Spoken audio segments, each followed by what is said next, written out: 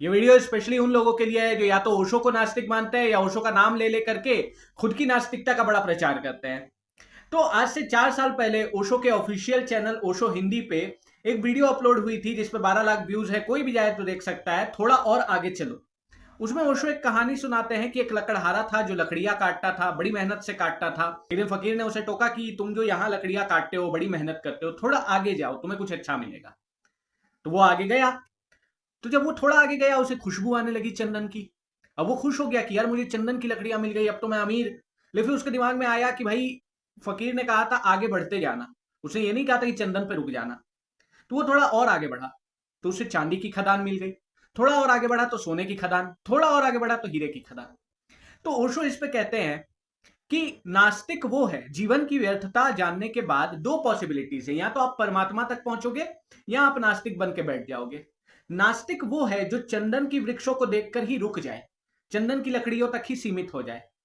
आस्तिक वहां नहीं रुकता। आस्तिक को पता होता है कि अगर मुझे व्यर्थता मिली है तो अर्थ भी मिलेगा। अगर मुझे अंधकार दिखा है, यानी मेरे पास आंखें हैं, मुझे आगे प्रकाश भी दिखेगा, वरना अंधकार भी नहीं दिखता। एक अंधे को नहीं पता होता कि अंधकार कैसा है। कि जीवन की व्यर्थता पता चलने के बाद पहले वो नास्तिकता से गुजरेगा, पहले वो लाखों सवालों से गुजरेगा और फिर वो आस्तिकता तक पहुंचेगा। बहुत सारे लोग ऐसे होते हैं जो उस नास्तिकता से गुजरने की जगह उसी नास्तिकता पर थक के बैठ जाते हैं, रुक जाते हैं, क्योंकि वो ज्यादा साहसी नहीं होते। ओशो ने साफ साफ कहा कि नास्तिक एक आस्तिक से कम साहसी होता है। और ये कोई चेरी पिकिंग नहीं है, ओशो के ऐसे बहुत से वीडियोस हैं, बहुत से डिस्कोर्सेस हैं जिसमें उन्होंने परमात्मा की बात की है, परमात्मा को पाने की बात की है, परमात्मा हमारे अंदर है इसकी बात की है। एक उनका इंटरव्यू है, इसको चेरी पिकिंग बोलते हैं, कि उनका एक इंटरव्यू है जिसमें उन्होंने एक क्रिश्चियन इंटरव्यूअर को कहा था कि देयर इज नो गॉड।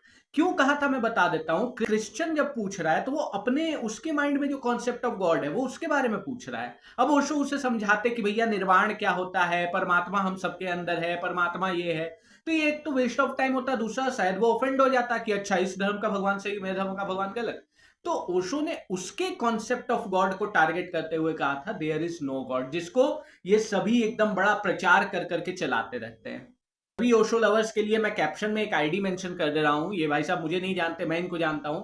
इनके पास ओशो की कई किताबें हैं और ये बड़े अच्छे से उन किताबों में से अंडरलाइन कर करके आपको ओशो की बातें बताते हैं। इनका कंटेंट मुझे बड़ा अच्छा लगा इसलिए मेंशन कर रहा हूं। आप जरूर चेकआउट करना इनका चैनल।